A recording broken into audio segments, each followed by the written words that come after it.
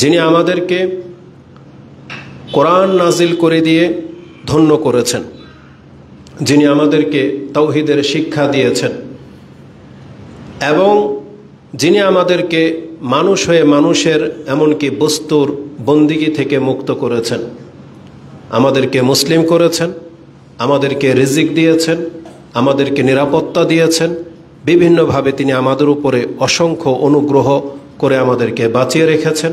আমরা সেই সত্তার প্রশংসা করি, আলহামদুলিল্লাহ।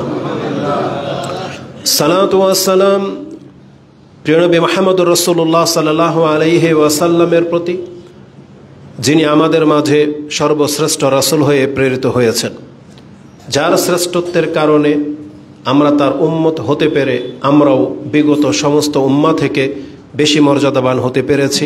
তাই আমরা সে রাসূলের প্রতি সালাত এবং সালাম পাঠ করি। আমরা বলি আল্লাহুম্মা সাল্লি ওয়া সাল্লিম ওয়া বারিক আলা নবিয়িকা মুহাম্মদ। এমন একটা সময় আমরা এই পৃথিবীতে বেঁচে আছি বা অতিবাহিত করতেছি, এই দিনগুলোর মর্যাদা অন্যান্য দিন থেকে অনেক বেশি এবং শ্রেষ্ঠত্বের দিক থেকেও এই সময়টা সমস্ত সময় থেকে মর্যাদাপূর্ণ। হয়তো বিগত খুতবাগুলোতে আমরা কম বেশি এই দিনগুলো সম্পর্কে অনেক কিছুই হয়তো জেনেছি। সেই শিক্ষা থেকে একটু ইঙ্গিত করিয়ে দিই যে আমরা এই বিগত দিনগুলো সম্পর্কে কোরআন এবং হাদিস থেকে যা জেনেছি তার একটি হলো, এটা হচ্ছে জিলহজ মাস, যে মাসটি হারাম মাসের একটি। হারাম মাস সম্পর্কে আশা করি আপনাদের জ্ঞান রয়েছে। মানে আল্লাহ সুবহানাহু ওয়া তাআলা সৃষ্টির লগ্ন থেকেই 12 মাসে এই পৃথিবীকে নিয়মতান্ত্রিকভাবে ভাগ করে দিয়েছেন, যে 12 মাসে এক বছর গণনা হবে, যেটা সূরা তাওবার 36 নম্বর আয়াতে আপনি দেখে নেবেন। তার মাঝে আল্লাহ বলেছেন মিনহা আরবাতুন হুরুম, 4টা মাস হচ্ছে সম্মানিত।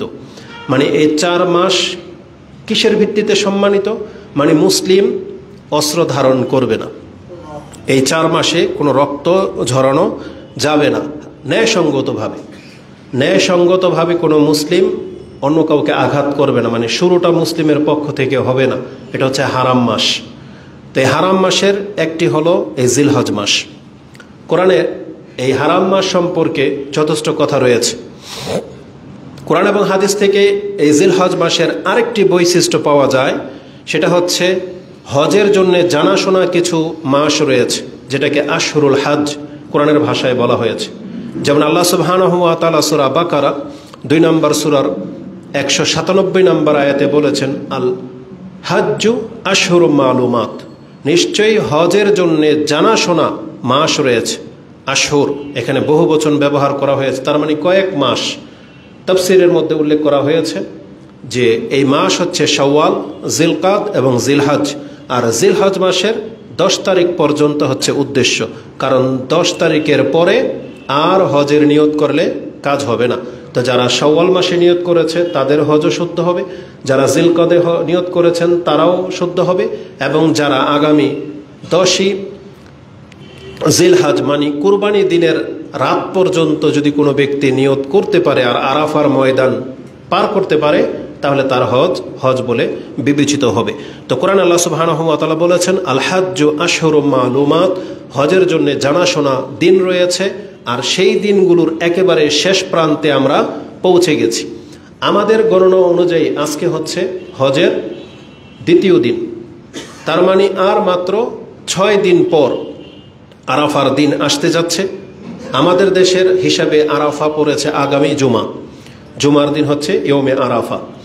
তো আল্লাহ সুবহানাহু ওয়া তাআলা এই হজের মাসের আরেকটি বৈশিষ্ট্য আমাদেরকে জানিয়েছেন, এটা হচ্ছে হজের মাস, মানে এখন নিয়ত করলে আপনি হজের জন্য যেতে পারেন।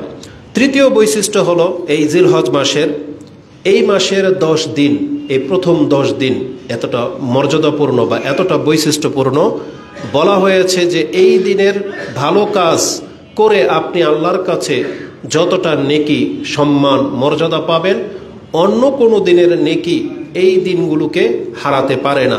এই দিনের আমল হচ্ছে সব থেকে শ্রেষ্ঠ। এই 10 দিন এখন আমরা অতিবাহিত করতেছি। এই 10 দিন এতটা মর্যাদাপূর্ণ যে কোরআনে এই সম্পর্কে ইঙ্গিত রয়েছে। যেমন সূরা ফজর 89 নম্বর সূরার শুরুটাই এই সম্পর্কে ইঙ্গিত রয়েছে যে আল্লাহ সুবহানাহু ওয়া তাআলা এখানে কয়েকটা বিষয়ের শপথ গ্রহণ করেছেন বা শপথ নিয়েছেন। তার মধ্যে এক হলো ফজরের ওয়াক্ত, ওয়াল ফজর। তারপর আল্লাহ বলেছেন ওয়ালায়ালিন আশর, 10 রাত্রির শপথ।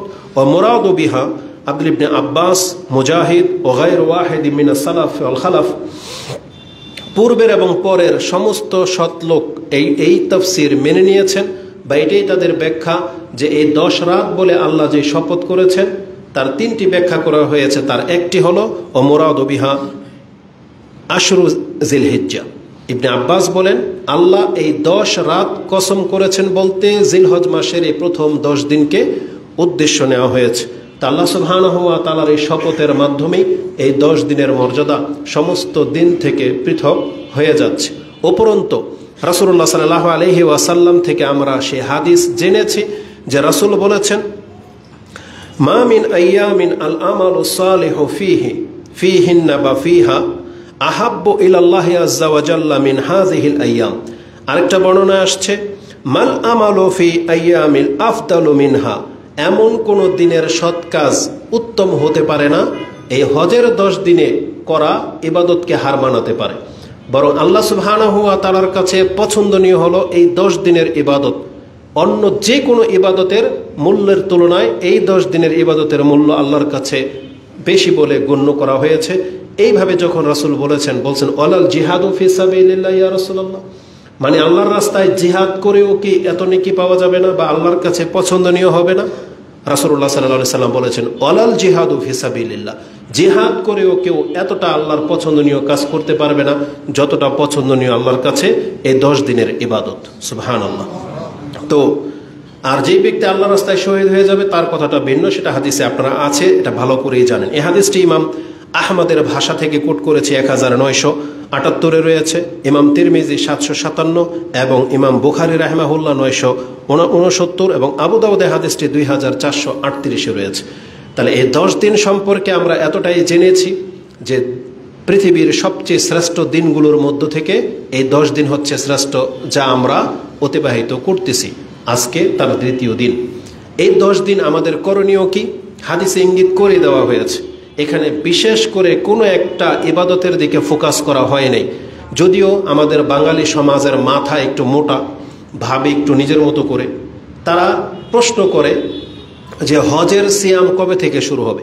মহিলাদের এটা কমন প্রশ্ন যে হজের সিয়াম কবে। হজের কোনো সিয়াম নাই। মূলত হজের সিয়াম হলো হাজিদের জন্য, যারা কুরবানি করতে পারবে না, যারা ত্রুটি করবে, তাদের ফিদিয়া দেওয়ার ক্ষমতা যাদের নাই তাদের জন্য বিশেষভাবে সিয়ামের কথা আছে। 3টা সেখানে রেখে আসবে আর বাকি 7টা তার দেশে এসে ফিরে আসবে। ওটা তো হজের সিয়াম।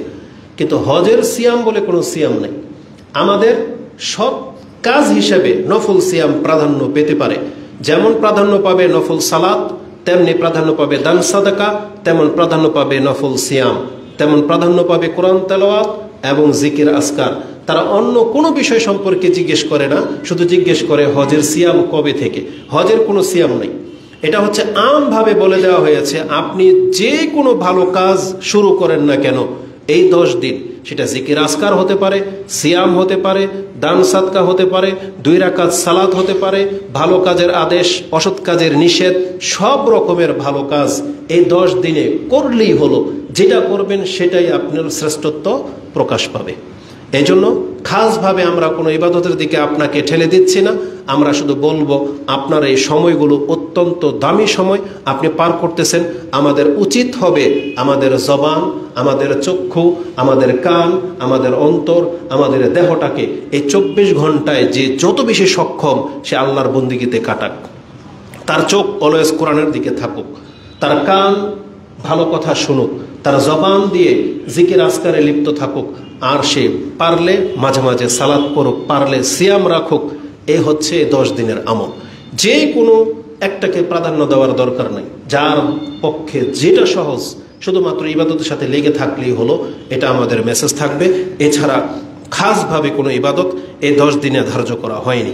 পারলে আপনি সিয়াম রাখেন, বেটার, সালাত পড়েন, এইভাবে এই আমলগুলো দিয়ে আপনি 10 দিন অতিবাহিত করবেন। এই 10 দিনকে যদি আবার কম্পেয়ার করা হয় তাহলে বিশেষ 2টি দিন আছে যেই 2 দিনের মর্যাদা এই 10 দিনের চাইতেও শ্রেষ্ঠ, তার একটা হলো ইয়ৌমে আরাফা 9 জিলহজ, আর একটা হচ্ছে ইয়ৌমুন নাহার 10 জিলহজ। যেই দিনগুলো সমস্ত দিন থেকে শ্রেষ্ঠ, মানে আপনি শ্রেষ্ঠর উপরে শ্রেষ্ঠত্ব পাবেন। যেমন সপ্তাহের মধ্যে জুমার দিন শ্রেষ্ঠ, ইবাদতের দিক থেকে বৃহস্পতিবার সোমবার দিন শ্রেষ্ঠ, তেমনি মৃত্যুর জন্য শুক্রবার নয় বরং সোমবার দিন শ্রেষ্ঠ। তেমনি বলা হয়েছে বছরে এই 10 দিন শ্রেষ্ঠ। এই 10 দিনের মধ্যে আবার বলা হয়েছে 2 দিন শ্রেষ্ঠ, আরাফা এবং ইয়ৌমুন নাহার। ওই 2 দিনকে যদি আবার কম্পেয়ার করা হয় তাহলে সবচাইতে শ্রেষ্ঠ দিন হচ্ছে ইয়ৌমুন নাহার, কুরবানির দিন, 10ই দিন। এই দিনের মতন পৃথিবীর কোনো দিন কম্পেয়ার করে কেউ পারবে না, কারণ ওই দিনটাকে ইয়ৌমে আজিম বলা হয়েছে, এটা মহান দিন। ওটা হচ্ছে হাজ্জুল আকবর, বড় হজের দিন। বড় হজ শুক্রবার, আরাফা কুরবানির সাথে রিলেটেড না, ওটা বারের সাথে সম্পর্ক না, ওটা হচ্ছে 10 তারিখের সাথে সম্পর্ক। যেই তারিখটা 10ই জিলহজ, এটাই হচ্ছে হাজ্জুল আকবর, সবচেয়ে বড় দিন। সেটা যে কোনো বারেই হোক হইতে পারে, কিন্তু 10 তারিখটাই হলো হাজ্জুল আকবর। আমরা সেদিকে যেতে চাচ্ছি না। তাহলে এই 10 দিনের মধ্যে সর্বশ্রেষ্ঠ দিন হচ্ছে ইয়ৌমে আরাফা এবং ইয়ৌমুন নাহার।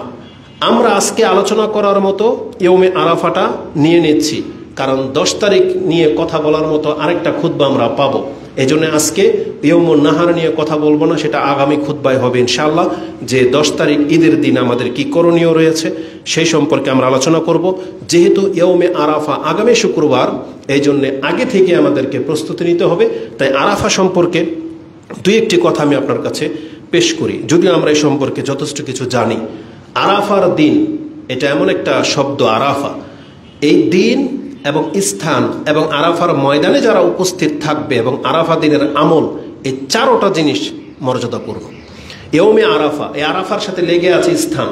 একটা সময়কে ইয়ৌমে আরাফা বলা হয়, সেটা হচ্ছে 9 জিলহজ, এবং সেই দিনে আরাফাতে অবস্থান করার নামকে বোঝানো হয়। এবং যারা অবস্থান করে, এই 4টা জিনিস যেটা আরাফার সাথে লেগে আছে সব শ্রেষ্ঠ। ওই দিনটা শ্রেষ্ঠ, স্থান শ্রেষ্ঠ, ওই কর্মগুলো শ্রেষ্ঠ, এবং যারা সেই কর্মে লিপ্ত থাকবে তারা শ্রেষ্ঠ। কিভাবে? আসুন একটা হাদিস শোনাই। আয়েশা রাদিয়াল্লাহু তাআলা আনহা তিনি বলেন, ইন্না রাসূলুল্লাহ সাল্লাল্লাহু আলাইহি ওয়াসাল্লাম قال মা মিন ইয়াউমিন আকসারা মিন আইয়ুতিকাল্লাহু ফি আবদাম মিনান নার মিয়াউমি আরাফা। আল্লাহ সুবহানাহু ওয়া তাআলা ইয়ৌমে আরাফা দিন, যেই দিনই হোক, ওই দিনে এত সংখ্যক মানুষকে জাহান্নামের আগুন থেকে মুক্তি ঘোষণা করে দেন, পৃথিবীর অন্য কোনো দিনে এত মানুষকে মুক্ত করা হয় না।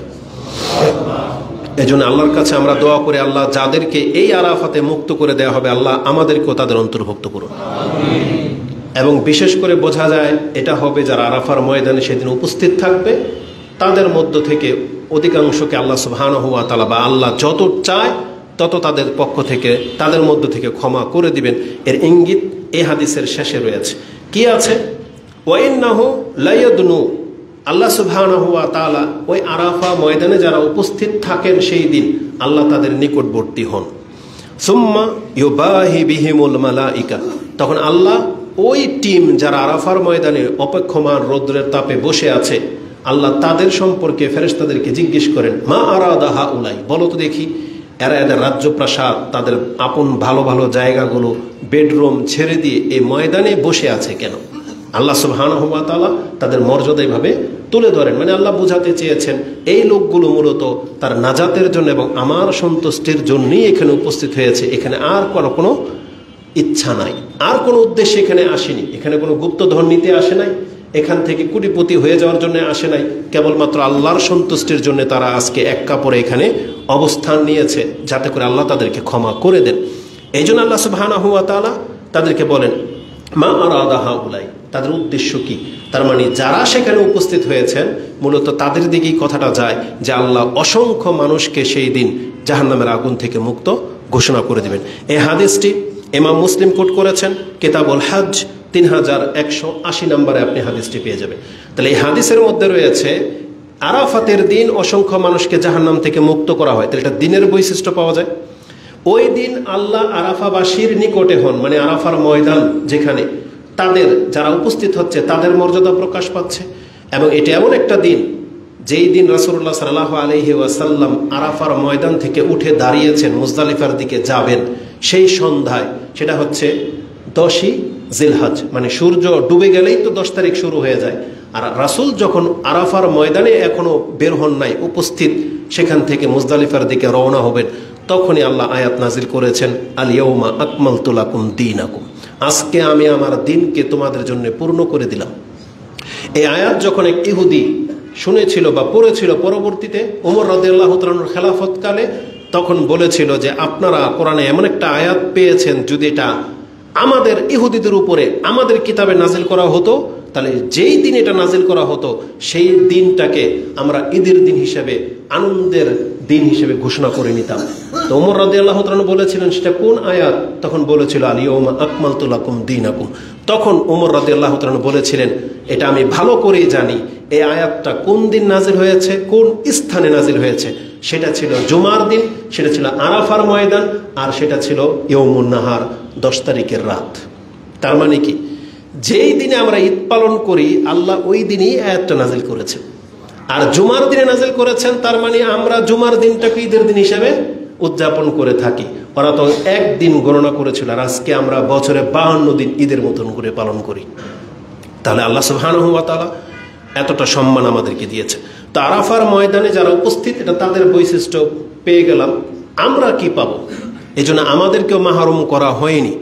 রাসূলুল্লাহ সাল্লাল্লাহু আলাইহি ওয়াসাল্লাম বলেছেন যে আমাদের করণীয় হলো, যেই ব্যক্তি আরাফাতে সিয়াম পালন করবে আরাফার দিন, রাসূল বলেছেন সিয়ামু ইয়াউমে আরাফা, আরাফাতের দিনের একদিনের সিয়াম, আহতাসিবু আলাল্লাহ, আমি আল্লাহর কাছে এটা প্রত্যাশা রাখি, আইয়ু কাফিরা সানাতাল্লাতি কাবলা ওয়া সানাতাল্লাতি বাদা, আল্লাহ এই একটা সিয়ামের মাধ্যমে তার 1 বছরের পূর্বের এবং 1 বছরের পরের পাপকে আল্লাহ মাফ করে দিবেন। সুবহানাল্লাহ। এটা ইমাম মুসলিম কোট করেছেন, 2663তে রয়েছে। আরেকটা শব্দ হলো সুইলা আন সাওমি ইয়াউমি আরাফা ফাকালা ইউকাফিরু সানাতাল মাদি ওয়াল বাকিয়া, রাসূলকে যখন জিজ্ঞাসা করা হয়েছে আরাফার সিয়াম সম্পর্কে, আরাফার দিনের সিয়াম, রাসূল বলেছেন এর মাধ্যমে এই বছরের অতীতের এবং পরের গুনাহকে মাফ করে দেওয়া হবে। এটাও ইমাম মুসলিম কোট করেছেন, 2664তে আপনি হাদিস পেয়ে যাবেন। তা আরাফার দিনের এটা হচ্ছে আমাদের জন্য সবচেয়ে বড় একটা আমল, যে আরাফার দিন আমরা সিয়াম পালন করব। আর আমাদের চাঁদের ওপরে ভিত্তি করে, কবে বললাম আমাদের আরাফা? আগামী জুমা, আগামী শুক্রবার, যেহেতু শনিবার দিন আমাদের এখানে ঈদ, 6 তারিখ হচ্ছে আগামী শুক্রবার, বৃহস্পতিবার দিন রাত যাওয়ার পরে যে দিন আসবে সেটা হচ্ছে সিয়াম রাখার দিন। এই আরাফার দিন থেকে আমাদের আরেকটি কর্ম কোরআন হাদিস থেকে জানা যায়। হাদিসের মধ্যে যেটা আছে যে আরাফার দিন যেই দিন থেকে শুরু হবে, মানে জুমার দিনের ফজরের সালাত, তারপর থেকে নিয়ে বিশেষভাবে তাকবীর পাঠ করার কথা প্রমাণ পাওয়া যায়।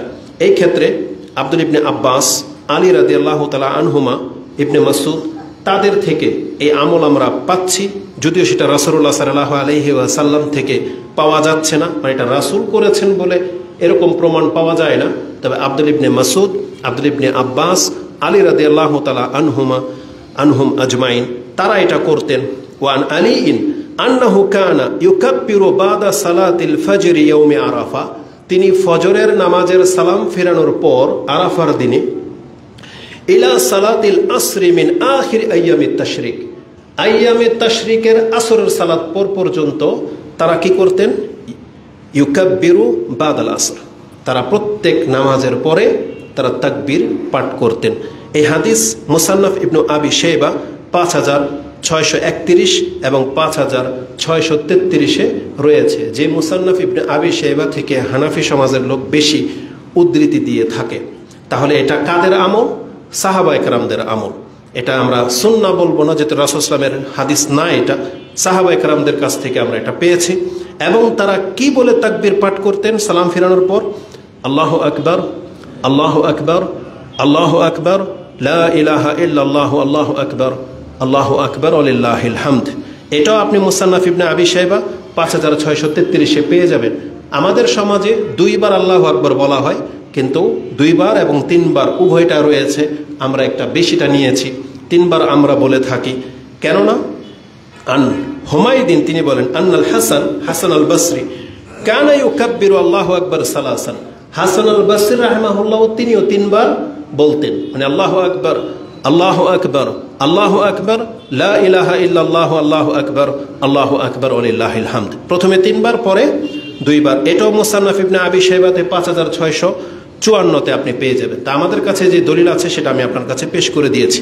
তা আরাফার দিনের বিশেষ আমল আমরা 2টা পাচ্ছি। কি? ওই দিন আমরা সিয়াম পালন করব, আর ওই দিনের ফজর নামাজের পর থেকে প্রত্যেক নামাজের পরে আমরা তাকবীর পাঠ করব, এটা মুআল্লাক। আর আমভাবে যখন তখন, এই যে হজের চাঁদ উঠে গেছে, এখন আপনারা জবান দিয়ে যখন তখন এই শব্দগুলোই উচ্চারণ হবে, লা ইলাহা ইল্লাল্লাহু ওয়াহদাহু লা শারীকা লাহু লাহুল মুলক ওয়া লাহুল হামদু ওয়া হুয়া আলা কুল্লি শাইইন কাদির। আল্লাহু আকবার, আল্লাহু আকবার, আল্লাহু আকবার, লা ইলাহা ইল্লাল্লাহু আল্লাহু আকবার ওয়ালিল্লাহিল হামদ। এটা যেমন হজের মাঠে এখন মানে আপনি ধ্বনি শুনতে পাবেন, তারা লাব্বাইক এটাও বলে, কিন্তু আমরা তো লাব্বাইক বলবো না, কিন্তু আমরা বাকি জিকির আজকারগুলো উচ্চ স্বরে আমরা যখন তখন বলবো। কেন উচ্চ স্বরে? যাতে করে আমাদেরটা শুনে আরেকজন যে গাফেল হয়ে আছে তার স্মরণ হয়ে যাবে, সেও তখন উচ্চ বলবে। এটাই হচ্ছে নিয়ম। এবং এই দিনগুলোতে যে তাকবীর পাঠগুলোর কথা বলা হয়েছে তা হলো আরো 4টা বাক্য, সুবহানাল্লাহি ওয়ালহামদুলিল্লাহি ওয়া লা ইলাহা ইল্লাল্লাহু আল্লাহু আকবার। এই বাক্যগুলো উচ্চারণ করার কথা আছে, যেটা আমরা গত খুতবায় আলোচনা করেছি। তাহলে এটা হলো এই 10 দিনের আমলের মধ্যে। আর বিশেষ করে আরাফার দিনে, আবারও বলি, আরাফার দিনের মাত্র 2টা কাজ অতিরিক্ত করব, সেটা হচ্ছে সিয়াম পালন করা আর তাকবীর পাঠ করা। তারপরের দিনই শুরু হবে ইয়াউমুন নাহার, 10 কুরবানির দিন। সেটা আমরা আগামী জুমায় আলোচনা করব বলেছি, এ সম্পর্কে আর বিস্তারিত কিছু বলছি না। এখন আমাদের গুরুত্বপূর্ণ আরেকটি ইবাদতের কথা আপনাদেরকে স্মরণ করিয়ে দিই। এই 10 দিনের জন্য যেই কারণে এই 10 দিন শ্রেষ্ঠ, সেটা হচ্ছে ইয়াউমুন নাহার, কুরবানি, আল্লাহর জন্য কুরবানি করা। এই কুরবানি সংক্রান্ত বিষয়ে 2টা পয়েন্ট শুধু আমি আপনার কাছে উল্লেখ করব। মানে কুরবানিটা কি, এটা আপনি অন্তর থেকে অনুধাবন করার চেষ্টা করেন। এটা না বোঝার কারণে আজকে কুরবানি নিয়ে কত রকমের প্রশ্ন, কত রকমের সংশয় আপনার মধ্যে তৈরি হয়েছে। কুরবানি মূলত এটা এমন একটা ইবাদত যেটা আল্লাহ সুবহানাহু ওয়া তাআলা বছরে একবার আমাদের জন্য সুযোগ করে দিয়েছেন। এই সম্পর্কে কি নেকি আছে আল্লাহ বলেননি, তার রাসূলও বলেননি। জেনে নেন, একটা হাদিসও সহির মর্যাদায় পৌঁছেনি যে কুরবানি করলে এই নেকি, পশম ওজন করা হবে না, চামড়া ওজন করা হবে না, রক্ত ঝরা হবে না, কি হবে, একটা হাদিসও সহি মর্যাদায় পৌঁছেনি। এই জন্য আমরা আপনাকে বলবো না যে কুরবানি করলে এই নেকি সেই নেকি, গরুর হাড্ডি গোশত নিয়ে আপনি হাসরের মাঠে উঠবেন, এই ধরনের কোনো বর্ণনা সহি মর্যাদায় পৌঁছেনি। তাহলে এই নেকি আল্লাহ সুবহানাহু ওয়া তাআলা উজ্জ্বল রেখেছেন, বলেননি কিছু, কিন্তু এটাকে আল্লাহ এতটুকু বলে দিয়েছেন এই কুরবানিটা কুরব থেকে এসেছে, মানে আল্লাহর নৈকট্যবান হওয়ার একটা মাধ্যম। মানে আপনি ত্যাগ করবেন আল্লাহর নিকটবর্তী বান্দা হওয়ার জন্য, আর এই ক্ষেত্রে আল্লাহ এই কুরবানিটাকে প্রতিষ্ঠিত করেছেন। এই জন্য আল্লাহ সুবহানাহু ওয়া তাআলা ওই হাবিল আর কাবিলের ঘটনায় এটাই বলা হয়েছিল যে আল্লাহ মুত্তাকিটাকে গ্রহণ করে থাকেন। কুরবানি মূলত আল্লাহর তাকওয়া প্রমাণ করার জন্যই আল্লাহ এই ব্যবস্থা করেছেন। তাকওয়া প্রমাণ করে দেন আপনি, নেকির কথা বলা হয়নি, আপনি শুধু তাকওয়াবান এটা প্রমাণ করে দেন। তার মানে জান্নাত সহ যত নিয়ামতের কথা মুত্তাকিদের সম্পর্কে বর্ণনা করা হয়েছে, আপনি কুরবানির মাধ্যমে সেই মর্যাদা পেয়ে যাবেন। কারণ এটা তাকওয়ার বহিঃপ্রকাশ, মানে আপনি কুরবানির মাধ্যমে আপনি যে তাকওয়াবান এটাকে প্রকাশ করে দেন। আমি এই সম্পর্কে শুধু আপনাকে এতটা কথা বলবো, প্রথমে আপনাকে জানতে হবে কুরবানির হুকুম কি। কারণ আমরা হক কথা বলতে দ্বিধা করি না, এটা সমাজের কোন দিকে যাবে তা নিয়ে আমাদের মাথা ব্যথা নাই। আপনি এটা ভুল জানতেই পারেন। কুরবানি ওয়াজিব না, কুরবানি ওয়াজিব না। কুরবানি কি? সুন্নাহ। কুরবানি হচ্ছে সুন্নাহ, বা আপনি সুন্নাতে মুআক্কাদা বলতে পারেন। তাকিদ মানে যার প্রতি তাকিদ করা হয়েছে, গুরুত্ব আরোপ করা হয়েছে, এমন একটা সুন্নাহ হচ্ছে কুরবানি। এটা দলিল কি আমাদের কাছে? ইমাম বুখারী রাহিমাহুল্লাহ, যিনি আমাদের আকীদার ইমাম, যার কাছ থেকে আমরা অনেক সূক্ষ্ম বিষয় ইসলামের জানতে পেরেছি, এবং তিনি ওগুলোকে সূক্ষ্ম বিষয়গুলোকেই তার কিতাবে সবচেয়ে সুন্দরভাবে উপস্থাপন করেছেন, যে কিয়ামত পর্যন্ত তার মুখাপেক্ষী হয়ে আছে এই পৃথিবীর মুসলিম। তিনি তার কুরবানির প্রথম অধ্যায়টাই, প্রথম পর্বটাই করেছেন বাবুন সুন্নাতাল উদহিয়া। এই পর্বটা হচ্ছে কুরবানি হচ্ছে সুন্নাহ এই মর্মে, এবং তিনি নিজের মত পেশ করেন নাই, তিনি দলিল পেশ করেছেন আব্দুল ইবনে ওমর রাদিয়াল্লাহু তাআলা আনহুমার উক্তি দিয়ে। কারণ আব্দুল্লাহ ইবনে ওমর রাদিয়াল্লাহু তাআলা আনহুমাকে জিজ্ঞাসা করা হয়েছিল কোরবানির হুকুম সম্পর্কে। আব্দুল ইবনে ওমর রাদিয়াল্লাহু তাআলা আনহুমা তিনি বলেন, হিয়া সুন্নাতুন ওয়া মারুফুন, এটা হচ্ছে সুন্নাহ এবং সুপ্রতিষ্ঠিত বা পরিচিত একটা ইবাদত। মারুফ, এটা একবার সবার জানাশোনা। এটা ইমাম বুখারী তিনি তার ৭৩ নম্বর অধ্যায়ের প্রথম পর্বই এটা করেছেন, সুন্নাতুল উদহিয়া, কুরবানি হচ্ছে সুন্নাহ। ইমাম তিরমিজি রাহিমাহুল্লাহ তিনি তার একটা হাদিসের ভাষ্যে কথা বলেছেন, যে হাদিসটি আপনি কিতাবুল আদাহি কুরবানির অধ্যায় পেয়ে যাবেন ১৫০৬। তাতে ইমাম তিরমিজি বলেন, আল আমালু আলা হাজা ইনদা আহলিল ইলম, এই যে কুরবানি যে সুন্নাহ এটাই আহলিল ইলম মানে জ্ঞানীদের কাছে প্রাধান্য পেয়েছে। আন্নাল উদহিয়া লাইসাত বিওয়াজিবাতিন, তিনি বলেছেন জ্ঞানীরা এটা ভালো করেই জানে যে কুরবানি ওয়াজিব না, এবং তিনি বলেন ওয়ালাকিন্নাহা সুন্নাতুন, বরং এটা হচ্ছে সুন্নাহ মিন সুনানি রাসূলুল্লাহ সাল্লাল্লাহু আলাইহি ওয়াসাল্লাম, এটা হচ্ছে রাসূল সাল্লাল্লাহু আলাইহি ওয়াসাল্লামের সুন্নতগুলোর মধ্য থেকে একটা সুন্নাহ। ইউস্তাহাব্বু আইয়ুমালু বিহা ওয়া হুয়া কাউলু সুফিয়ান আস-সাওরি ওয়া ইবনুল মুবারক, এটা যে রাসূল সাল্লামের সুন্নাহ এটাই পছন্দ করেছেন ইমাম সুফিয়ান আস-সাওরি এবং আব্দুল ইবনে মুবারক রাহিমাহুল্লাহ, যারা হচ্ছেন প্রসিদ্ধ তাবি। এটা আপনি তিরমিজিতে পেয়ে যাবেন ১৫০৬ নম্বর হাদিসের নিচের অংশে। আর যারা বলেছেন যে কুরবানি ওয়াজিব, তাদের দলিলটাও শুনে রাখেন। তারা একটা হাদিস পেশ করেছেন, কিন্তু এটা মূলত রাসূলুল্লাহ সাল্লাল্লাহু আলাইহি ওয়াসাল্লামের হাদিস হিসেবে যদি কেউ পেশ করে তাহলে এটা হচ্ছে দুর্বল হাদিস। আর যদি বলা হয় যে না এটা আবু হুরায়রা রাদিয়াল্লাহু তাআলা আনহুর উক্তি, তাহলে এটা সহিহ মান পাবে। এই সম্পর্কে সুনানুদ দারাকুতিনি একটা হাদিস কোট করেছেন ৪৭৬২। তাতে আবু হুরায়রা রাদিয়াল্লাহু তাআলা আনহু বলেন, মান ওয়াজাদা মিনকুম সাআতান, যেই ব্যক্তি সামর্থ্যবান, সামর্থ্যে পৌঁছে গেছে, সামর্থ্য রাখে, ফালাম ইউদাহি, কিন্তু তারপরও কুরবানি করলো না, ফালা ইয়াকরাবান্না মুসাল্লানা, তাহলে তারা যেন আমাদের ঈদগাহে না আসে। তাহলে আবু হুরায়রা রাদিয়াল্লাহু তাআলা আনহু তিনি বলতেছেন যারা সামর্থ্যবান কিন্তু তারপরও কুরবানি করলো না, তারা যেন আমাদের ঈদগাহে না আসে, তারা মানে ঈদগাহে নামাজ পড়তে আসার তারা হক রাখে না। এটাই ভাবে তিনি ব্যক্ত করেছেন। এটা দারাকুতনিতে ৪৭৬২তে রয়েছে। এই হাদিস দিয়ে ওয়াজিব প্রমাণিত হয় না যারা বলেছেন, কেন? তারা বলেছেন এই হাদিসের মধ্যে একজন বর্ণনাকারী আছে আব্দুল্লাহ ইবনু আইয়াশ, তিনি হচ্ছেন দুর্বল রাবি। তার সম্পর্কে আবু দাউদ ও ইমাম নাসাই তাকে দুর্বল বলেছেন, মানে দুইজন ইমামের কাছে এই ইবনু আইয়াশ হচ্ছে দুর্বল। আর বুলুগুল মারামের ব্যাখ্যায় বলা হয়েছে এই হাদিসের সনদ মারফু নয়, মানে এটা রাসূল সাল্লাল্লাহু আলাইহি ওয়াসাল্লাম পর্যন্ত পৌঁছায় না, তবে এটা হচ্ছে আবু হুরায়রা রাদিয়াল্লাহু তাআলা উক্তি, মানে মওকুফ হিসেবে শুদ্ধ। যদিও এটাকে রাসূলের হাদিস হিসেবে নাও নেওয়া হয়, যদি আবু হুরায়রা রাদিয়াল্লাহু তাআলা উক্তি হিসেবে যদি নেওয়া হয় তাও কিন্তু গুরুত্ব কম না, কারণ আবু হুরায়রা রাদিয়াল্লাহু তাআলা হচ্ছে জ্ঞানীদের মধ্যে একজন, যিনি হচ্ছেন আমাদের সালাফ সাহাবায়ে কেরাম এবং জ্ঞানীদের মধ্যে লিস্টেড তিনি একজন। এজন্য তার ফতোয়াকে ফেলে দেওয়ার মতো না। আর তিনি এটা অনুধাবন করতে পেরেছিলেন বিদায় শক্ত ভাষায় বলেছেন যে কুরবানি যারা না করবে সামর্থ্য থাকা সত্ত্বেও তারা যেন মুসাল্লায় না আসে। এটা একটা ধমক। যেমন আমরা অনেক সময় বলে থাকি, যেমন আপনার ছেলে বা সন্তান এমন কিছু করেছে যেটা আপনি অপছন্দ করেন না, বা ওকে আপনি বলতেছেন তুই যদি এখন পড়তে না বসবি তাহলে আমার সাথে কথা বলবি না, বা তুই যদি এটা না করবি তা তুই এখন আমার সামনে আসবি না, এরকম বলে দেন। তার মানে আপনি কিন্তু ওকে ছেলে হিসেবে অস্বীকার করতেছেন না, এটা হচ্ছে একটা ধমক। তো তারাও কোরবানিটাকে ফরজ বলে চাপিয়ে দেন নাই, তবে উৎসাহিত করেছেন যে মুসলিম কেন কোরবানি করবে না সামর্থ্য থাকা সত্ত্বেও। এটাই ছিল তাদের দৃষ্টিভঙ্গি, এবং ওই সেন্স নিয়েই আমি কোরবানি সম্পর্কে শুধু এতটা কথা বলবো। আজকে এত সম্পত্তির মালিক হওয়া সত্ত্বেও কৃপণতা আমাদের অন্তরে বসত করতেছে, অথচ আপনি ভুলে গেছেন আল্লাহকে সন্তুষ্ট করার জন্য একজন ব্যক্তি তার সন্তানকে জবাহ করে দিয়েছিল। ভুলে গেছেন সেই ইতিহাস। একজন ব্যক্তি তার সন্তানকে জবাহ করার জন্য অস্ত্র ধরেছিল, কিন্তু আল্লাহ তাকে বাঁচাবেন বিদায় অস্ত্র চলেনি।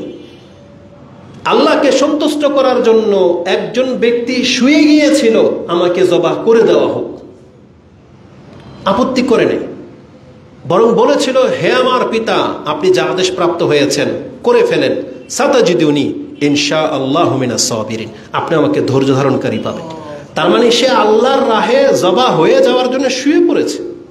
আরেকজন কুরবানি করতে প্রস্তুত নিজের সন্তানকে। আর ইতিহাসে এটাও পাওয়া যায় যে আল্লাহকে সন্তুষ্ট করে দেওয়ার মতো এমন একজন ব্যক্তি, যিনি তার ক্ষমতা যখন এসেছে তিনি 100 উট আল্লাহর জন্য কুরবানি করেছেন।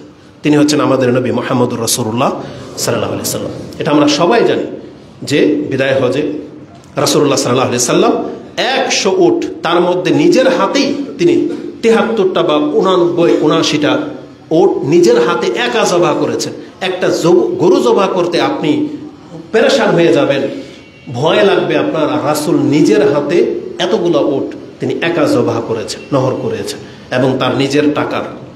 তার মানে ইব্রাহিম আলাইহিস সালাম তিনি তার কলিজার টুকরা প্রথম সন্তান পেয়েছেন এত বছর পর, সেটা পর্যন্ত আল্লাহর সন্তুষ্টির জন্য কুরবানি করতে দ্বিধা করেন নাই। ইসমাইল আলাইহিস সালাম নিজের জীবন দিয়ে দেওয়ার জন্য দ্বিধা করেন নাই। মুহাম্মদুর রাসূলুল্লাহ সাল্লাল্লাহু আলাইহি সাল্লাম, যার সম্পর্কে আপনি বলতেছেন যার ঘরে খাদ্য ছিল না, খেজুর আর পানি খেয়ে 3 মাস তারা কাটাতেন, কিন্তু এই সুযোগ আসলে তিনি হাতছাড়া করতেন না। তার মতন ব্যক্তি প্রত্যেক বছর মোটা তাজা 2টা করে দুম্বা জবাহ করতেন। আর যখন আল্লাহ তাকে শক্তি ক্ষমতা দিয়েছেন তখন তিনি 100 উট একাই কুরবানি করেছেন। তার মানে তার মতন পয়সাওয়ালা তো পৃথিবীতে বহু আছে, কই তাদের তো এই ক্ষমতা হয় না। আল্লাহ সুবহানাহু ওয়া তাআলা আমাদেরকে বলে নাই যে তোমরাও তাদের মতো করো, বরং আল্লাহ বলে দিয়েছেন, বান্দা তোমার সামর্থ্য অনুযায়ী তুমি আল্লাহর জন্য একটা পশু জবাহ করো, তোমার সামর্থ্য অনুযায়ী। বাধ্য করেন নাই আল্লাহ, জাস্ট আল্লাহ সুবহানাহু ওয়া তাআলা গুরুত্বটা বুঝিয়েছেন যে আমার জন্য এরা এই করেছে, তুমি কি করবা একটু দেখাও করে। এজন্য আমাদের উচিত বছরে একবার মাত্র কুরবানির সময় আসে। আমার তো মনে হয় না যে বর্তমানে এমন যুবক বা এমন ফ্যামিলি মেম্বার কম আছে যারা 20,000 টাকা দিয়ে একটা বকরি কুরবানি করতে পারবে না বছরে একবার। এটা আমার মনে হয় না, কারণ প্রত্যেকের হ্যান্ডসেট মোবাইল যদি এখন আমরা তাকাই, প্রত্যেকের সেট 20-এর প্লাস, 15-20 হাজার টাকার ঊর্ধ্বে। আর যারা প্রত্যেক বছর সেটকে আপডেট করেন তাদের 20-30-50 হাজার গায়ে লাগে না। বিয়ের অনুষ্ঠানে আপনি কত টাকা নষ্ট করে দিচ্ছেন, আর ইবাদতের সময় শুধু তালবাহান, এটা মোটেও কাম্য না। এই জন্য আমরা বলবো অবশ্যই মুসলিম আপনি এগিয়ে আসেন। আর কোরবানিটা আপনি করছেন কার জন্য, এটাও তো একটা দেখার বিষয় আছে। এটা তো বিফলে যাচ্ছে না। হিন্দুরা যদি তাদের দেবীকে খুশি করার জন্য পশু জবাহ করতে পারে, কি যে করে তারা নেটে আপনি দেখতে পাবেন। তাহলে আপনাকে যে আল্লাহ আমাদেরকে হেদায়েত করে দিয়েছে, এর বিনিময়ে আল্লাহকে আমরা কি দিচ্ছি? আল্লাহ তো আমাদেরকে হেদায়েত করে দিয়েছেন। আর আল্লাহ এই কথাটাই ঘুরে ফিরে বারবার বলেছেন, লিউকাব্বিরুল্লাহ আলা মা হাদাকুম, তুমি আল্লাহর বরত্ব তো এই জন্য ঘোষণা করবা যেহেতু আল্লাহ তোমাকে হেদায়েত করে দিয়েছেন। তাহলে মুসলিম হিসেবে আল্লাহর জন্য কুরবানি করা আপনাকে ফজিলত বর্ণনা করতে হবে কেন? এই জন্য আমি মনে করি এতটা কথা যথেষ্ট যে বছরে একটা সুযোগ আল্লাহ আমাদেরকে দিয়ে দিয়েছেন। আর আল্লাহ যে বলেছেন এটা তাকওয়ার দাবি। আল্লাহ তোমার এই গরুর রক্ত গোশত চান না। কোরআনে কি আল্লাহ এই কথা বলেন নাই? আল্লাহ কি বলেছেন? লা ইয়ানালাল্লাহু লুহুমুহা ওয়ালা দিমাউহা ওয়ালাকিন ইয়ানালুহু আত-তাকওয়া মিনকুম। আল্লাহ কুরবানির মাধ্যমে তোমার তাকওয়াটা শুধু দেখতে চান, আর গরুর চামড়া রক্ত গোশত সব তোমাদের জন্য, এগুলো তোমরাই ভক্ষণ করবে, তোমরাই উপকৃত হবে। আমি শুধু আল্লাহ তাকওয়াটা দেখতে চাচ্ছি। তাহলে এটাই হচ্ছে কুরবানির আসল তত্ত্ব, এটাই হচ্ছে কুরবানি করার আসল মর্যাদা, যেটা আপনি সূরা হজ 37 নম্বর আয়াতে পেয়ে যাবেন। তো এটা ছাড়া আমি আর কিছুই বলতে পারি না যে কুরবানি সম্পর্কে। বাকি যে হাদিসগুলো আছে আগেই বললাম, সেগুলো সহি মর্যাদায় পৌঁছেনি। অতএব আমরা দোয়া করি আল্লাহ আমরা যারা এখানে আছি আমাদের অন্তত এই সুযোগটা আপনি এতটুকু সামর্থ্য রাখেন যাতে আপনার জন্য বছরে একটা পশু হলো আমরা কুরবানি করতে পারি। আমিন ইয়া রাব্বাল আলামিন। কুরবানি সংক্রান্ত মাসলা মাসাইল বহু, তা আপনি যদি হুকুম জানেন আপনার বহু কিছু হাল হয়ে যাবে। কুরবানি সুন্নাহ, আপনাকে সামর্থ্য অনুযায়ী কুরবানি করতে বলা হয়েছে। ইসলামের আরেকটা মর্যাদা হলো আল্লাহ বলেছেন কেউ যদি তার এবং তার পরিবারের পক্ষ থেকে একটা বকরি যদি জবাহ করে, একটা বকরির দাম কত? 1 বছরের একটা বকরি আপনি 10,000 টাকার মধ্যে পেয়ে যাবেন। 10 থেকে নিয়ে যত উপরে যাবেন তত বেশি, কিন্তু 10,000 হলে আল্লাহ নেকির ক্ষেত্রে কার্পণ্য করেন না, কিন্তু আপনি কুরবানির ক্ষেত্রে কার্পণ্য করতেছেন। লোকে কি বলবে যে এই এত বড় বিল্ডিং এর মালিক একটা বকরি কুরবানি করছে, তাই না? এজন্য আপনি হয় ভাগে যাচ্ছেন, না হয় কুরবানি দিচ্ছেন না। এটা একটা হীনতা, এটা একটা অজ্ঞতা। বরং আপনি লোকচক্ষুকে কেন ভয় করেন? আজকেও পৃথিবীতে আরব দেশে কোটিপতি কি কম আছে? আপনি খোঁজ নিয়ে দেখেন, তারা গরু কয়জনে দেয়? বরং তারা দুম্বা দেয়, বকরি দেয়, যেটা তাদের দেশের পশু। আমরা গরুতে কেন যাই? যেহেতু আমাদের দেশের বকরির সংখ্যা কম, সেই জন্য। কিন্তু আপনার জন্য এটা সহজ অপশন। আপনার দরকার নেকি? সমাজ কি বলল? লোকচক্ষুকে আপনি লজ্জা কেন পান? বিয়ে বাড়িতে রান পাঠাইতে হবে, এটা কোথাকার কুরবানি? বরং আপনার নেকির দরকার। কে বকরি খায় না, না খায় বলে কি, অনেকে গরু বকরির গোশত খায় না, বা গরিবরে কি দেবে, এটা বাহানা আপনার। আপনি মাহরুম হয়ে যেয়েন না। যেখানে একটা বকরি জবাহ করলে আপনি আপনার পরিবার সহ নেকি পেয়ে যাচ্ছেন, তারপরও কেন তো কার্পণ্য? আর যদি শখই জাগে তাহলে গরু দিবেন তো দেন, ভাগে হলেও দেন, ভাগে হলেও দেন, কারণ আপনাকে কুরবানি করতে হবে, এটাই হচ্ছে মূল কথা। আল্লাহ আমাদের কাজকে সহজ করুন, আমিন। এখন যেহেতু কুরবানি করবেনই, অনেকে মনস্থর করেই ফেলেছেন, আগামী জুমা আসার আগেই হয়তো পশু কেনার এটাই উপযুক্ত সময়। পশু কেনার ক্ষেত্রে মাত্র দুইটা কথা আমি আপনাকে বলবো। এক, আপনি ভুলে যেন না, আল্লাহর জন্য কুরবানি করবেন, অতএব আপনার টাকা হালাল হতে হবে। আপনার টাকা হালাল হতে হবে, কারণ আল্লাহ সুবহানাহু ওয়া তাআলা হারাম অপবিত্র কোনো কিছু গ্রহণ করেন না। এটাই স্পষ্টভাবে আল্লাহ জানিয়ে দিয়েছেন, ইন্নাল্লাহা তাইয়্যিব লা ইয়াকবালু ইল্লা তাইয়্যিব। আল্লাহ পবিত্র, আর পবিত্র সম্পদ, পবিত্র কিছু ছাড়া আল্লাহ গ্রহণ করেন না। তাহলে প্রথম শর্ত হচ্ছে হালাল হতে হবে। দ্বিতীয় শর্ত হচ্ছে টাকা তো হালাল, কিন্তু আপনি একটা রুগ্ন যেমন তেমন বাজারে পেয়েছেন একটা বকরি, না জবাহ করে দিবেন না, এটা হওয়ার না। বরং যেহেতু আল্লাহর জন্য আপনি কুরবানি দিচ্ছেন, এই জন্য আপনার সামর্থ্যের মধ্যে সবচাইতে সুন্দর যেটা চোখে লাগবে, যেটাকে এই উদ্দেশ্যে লালন পালন করা হয়েছে, এমন পশুকেই আপনি চুজ করবেন। টাকা বাঁচানোর জন্য গোয়াল থেকে এটা ধরে আনছে, এরকমের কুরবানি করবেন না, যেটা প্রত্যেক বছর আমরা দেখতে পাই যে গরুর হাটে সংকট, পশু নাই। আমরা দেখেছি 3 জনে ধাক্কা দিয়ে গরুটাকে নিয়ে আসতে পারতেছে না হাটে, কারণ ওর ওঠার মতন ক্ষমতাই নেই, হাড্ডি বেরিয়ে গেছে। এমন পশু নিয়ে আসতেছে আল্লাহর জন্য কুরবানি করার জন্য। কি মনে করেন? সুবহানাল্লাহ। আবার কত মিথ্যুক এ প্রতারক ব্যবসায়ী আছে, এখনো 2 বছর হয় নাই গরু, এখনো বছর ওই বকরির দাঁত পড়ে নাই, 8 মাসের 9 মাসের বকরি সে কুরবানির জন্য বাজারে তুলেছে, আর এগুলি কাস্টমারকে সে মিথ্যা প্রতারণা দিয়ে বেচে দিচ্ছে। ধর্ম নিয়ে তামসা। এটা কি আপনার গোশত খাওয়ার বকরি? তাহলে প্রত্যেকটা ব্যবসায়ী, এই যারা গরু বকরি পালন করেন, আপনি কিয়ামতের মাঠে কত বড় মিথ্যুক হয়ে উঠবেন যে তার একটা কুরবানিটাকে আপনি নষ্ট করে দিচ্ছেন এই সামান্য কিছু টাকার জন্য। এটা হওয়ার না। এই জন্য অবশ্যই যারা বেচেন তারা শিওর হয়ে বেচবেন যে বকরির দাঁত উঠেছে কিনা, গরুর 2 বছর হয়েছে কিনা। এটা না করলে টাকা আপনার জন্য হালাল হবে না। তো পশুর জন্য 2টা মূলনীতি। এক, পশু হালাল টাকার হতে হবে, আর পশুটা একটা সুন্দর হতে হবে। এই সম্পর্কে চমৎকার একটা কথা শোনেন। আমরা তো কোরআন হাদিস পড়ি না। আল্লাহ সুবহানাহু ওয়া তাআলা একটা আমভাবে একটা আয়াত বলেছেন, যেটা আপনি সূরা হজের 36 কি 32 নম্বর আয়াতে পেয়ে যাবেন। আল্লাহ বলেছেন, যালিকা ওয়া ইউআযযিম শাআইরাল্লাহ ফাইন্নাহা মিন তাকওয়াল কুলুব। যারা আল্লাহর নিদর্শনকে মূল্যায়ন করে, আল্লাহ বলতেছেন এটা তো তার অন্তরে যে আল্লাহ ভয় আছে, আল্লাহ ভীতি আছে, এটাই তার প্রমাণ। যেমন আল্লাহর শায়ের হচ্ছে দাড়ি রাখা। এখন দাড়ি সুন্নত না ফরজ, এগুলো নিয়ে তর্কে আপনি জড়ান নাই। কেন রাখলেন? এটা নিদর্শন, এটা আল্লাহওয়ালা চিনা যায়, বা এটা রাসূল সাল্লাল্লাহু আলাইহি ওয়াসাল্লামের সুন্নাহ, এটাতে আল্লাহর নিদর্শন রয়েছে, মানে এটা আল্লাহর বিধান। যারা এইটাকে কেন্দ্র করে রেখেছে, সেই ব্যক্তির অন্তরে যে আল্লাহর ভয় আছে, এটা তার প্রমাণ। কারণ যালিকা ওয়া ইউআযযিম, যে ব্যক্তি আল্লাহর নিদর্শনগুলোকে মূল্যায়ন করে, হাত তাকে টুপি, এটা আল্লাহর নিদর্শনের অ্যাডভার্টাইজ। কারণ আমরা যে মুসলিম, এটা তার প্রমাণ। এই টুপিওয়ালা যতদিন বেঁচে আছে তার প্রমাণ আছে মুসলিম বা ইসলাম ধর্ম আছে। এটা একটা শায়ের। তেমনি কুরবানি। আব্দুল্লাহ ইবনে আব্বাস, আমরা যদি আমাদের সালাফদের থেকে ব্যাখ্যা না নিতাম, আমাদের বিবেক ওই পর্যন্ত যেত না।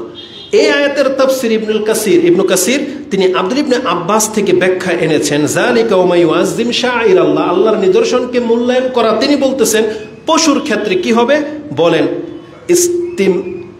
তিনি বলেছেন আল ইস্তিসমান, 3টা গুণ বলেছেন, ইস্তিসমান, ইস্তেহসান ও ইস্তেজাম। তিনি বলেছেন আল্লাহর জন্য যে পশুটা কুরবানি করা হবে, সেটা হতে হবে মোটা তাজা, সেটা হতে হবে সুন্দর, অনেক সুন্দর, আর সেটা হতে হবে বড়। এজাম, ইস্তেজাম বলা হয়েছে। তার মানে অবশ্যই যে পশুটাকে কুরবানি করার যোগ্য করে প্রস্তুত করা হয়েছে, একবারে তেলতেলে, দেখতে সুন্দর, গোলগাল, মানে কোনো জায়গায় ডেবে নাই, হাড্ডি বেরিয়ে যায় নাই, এবং যেটা বড়, যার যত সামর্থ্য আছে সে তত বড় কুরবানি করবে, এটার তার ব্যাখ্যা করা হয়েছে, ইবনে কাসিরে পেয়ে যাবেন। এবং ইমাম বুখারী রাহিমাহুল্লাহ তার কিতাবুল আদাহির 7 নম্বর পর্বে উল্লেখ করেছেন, আবি উমামা তিনি বলেন, কুন্না নুসাম্মিনুল উদহিয়া বিল মদিনা, আমরা মদিনাতে পশুগুলোকে কুরবানির উদ্দেশ্যে মোটাতাজা করার কাজ করতাম। তার মানে খাসভাবে কিছু পশুকে মোটাতাজা করা হতো। এবং তিনি বলেছেন, ওয়াকানাল মুসলিমুনা ইউসাম্মিনুন, আর মুসলিমরাও এই পশুগুলোকে মোটাতাজা করার কাজ করত। তার মানে যারা লালন পালন করত তারা এই উদ্দেশ্যে লালন পালন করত যে এগুলো আল্লাহর জন্য কুরবানি হবে। এই জন্য মুসলিমদের উচিত বেছে বেছে গরু কোরবানি করা, বেছে বেছে পশু নেওয়া, যা তা কোরবানি করবেন না। সামর্থ্যের মধ্যেই কিন্তু দেখে সুন্দরটা নেবেন, ছোট হোক কিন্তু সুন্দর হইতে হবে। টাকার মান অনুযায়ী যেটা বেটার আপনার সাথে মিলে যাবে ওটা নেন, কারণ এটা গোস্ত কতটুকু হবে গোস্তের সাথে ওই কুরবানির গরুকে কম্পেয়ার করলে চলবে না। এই জন্য যারা প্রস্তুত করে গরুকে তৈরি করেছে তাদের কাছ থেকে নেন। রাসূলুল্লাহ সাল্লাল্লাহু আলাইহি সাল্লাম বলেছেন, মূলনীতির একটা হলো লা তাসবাহু ইল্লা মুসিন্নাতান, তোমরা 2 দাঁত বিশিষ্ট পশু ছাড়া জবাহ করবে না। মানে দুধের দাঁত পরে উঠলে 1 বছর সময় লাগে বকরির জন্য, আর গরুর জন্য 2 বছর সময় লাগে। উটের দিকে আমরা যেতে চাচ্ছি না, কারণ উটের দরকার নেই আমাদের এই মাসলা, এটা যাদের জন্য তারা জেনে নেবে। তো রাসূলুল্লাহ সাল্লাল্লাহু আলাইহি সাল্লাম আমাদেরকে বলেছেন, দাঁতে নাই এমন কোনো বকরি আপনি জবাহ করবেন না, এমন কোনো গরু আপনি জবাহ করবেন না। ওই বিক্রেতা যত রকমের বাহানা দিক না কেন আপনি নেবেন না, অন্তত এটা একটা করবেন। দ্বিতীয়ত দেখবেন, আলী রাদিয়াল্লাহু তাআলা তিনি নিজের জন্য পছন্দ করতেন, তিনি বলেছেন, আন নাস্তাশরিফাল আইন ওয়াল উযুন, রাসূল আমাকে বলেছে তুমি চোখ এবং কানটাও দেখে নিও। তার মানে কান যাতে বড় বড় হয়, কানে যেন কাটা কোটা কোনো খুঁত না থাকে, এমনগুলো দেখে নেবেন। কান কাটা হলে কোরবানি করা জায়েজ, ত্রুটি হবে না, কিন্তু সৌন্দর্যতার জন্য আপনি কান কাটাও নেবেন না, এটা বলা হয়েছে। আর স্পষ্ট যেগুলো কোরবানি করতে জায়েজই হবে না সেটা জানেন। একটা হচ্ছে অন্ধ, বাইয়ানু আওয়ারুহা, যার দৃষ্টি নষ্ট এমন গরু, ট্যাগরা হোক বা বাঁকা হোক, বা 1 চোখ নষ্ট হোক, 2 চোখ নষ্ট হোক, এমন কোনো গরু কোরবানি আপনি করতে পারবেন না। ল্যাংরা যেটাকে আমরা বলি, খোরা, মানে যেটা 1 পা ত্রুটি আছে, সেই গরু আপনার জবাহ করা চলবে না। এবং ওই যে আল কাসির, মানে এমন বয়সে পৌঁছে গেছে, হাড় হাড্ডি বেরিয়ে গেছে, ধাক্কা দিয়ে উঠানো যায় না, এমন গরু কোরবানি করা জায়েজ নাই। এবং বলা হয়েছে ওয়াল আরজাউ, এটা বলেছি, ওয়াল কাসিরও বলেছি, আল্লাহ তিল্লা তুনকি, ওয়াল মারিদ, আর যেই পশুটা আপনি এনেছেন তো সুস্থ, কিন্তু কুরবানির আগে অসুস্থ হয়ে গেছে, এমন অসুস্থ যেটা কুরবানি করতে নিষেধ, এমন পশুকে আপনি কুরবানি করবেন না। তাহলে আপনার করণীয় কি? এটাকে বিক্রি করে দেন, সেটা অন্য কাজে ব্যবহার হবে, বা সুস্থ হলে কষাই এটাকে জবা করে খাবে, বিক্রি করবে, আপনি ওই টাকা দিয়ে আরেকটা নিয়ে নেন, বা সামর্থ্য থাকলে আরেকটা আপনি নেন, তবে ওইটা কুরবানি করা যাবে না। এটা ছিল আমাদের পক্ষ থেকে। আল্লাহ সুবহানাহু ওয়া তাআলা আমাদের কথাগুলোকে বোঝার এবং সে অনুযায়ী আমল করার তৌফিক দান করুন, আমিন। আকুলু লিকাউলি হাযা আস্তাগফিরুল্লাহ লি ওয়া লাকুম ওয়া লিসাইরিল মুসলিমিন ফাস্তাগফিরু ইন্নাহু হুয়াল গফুর।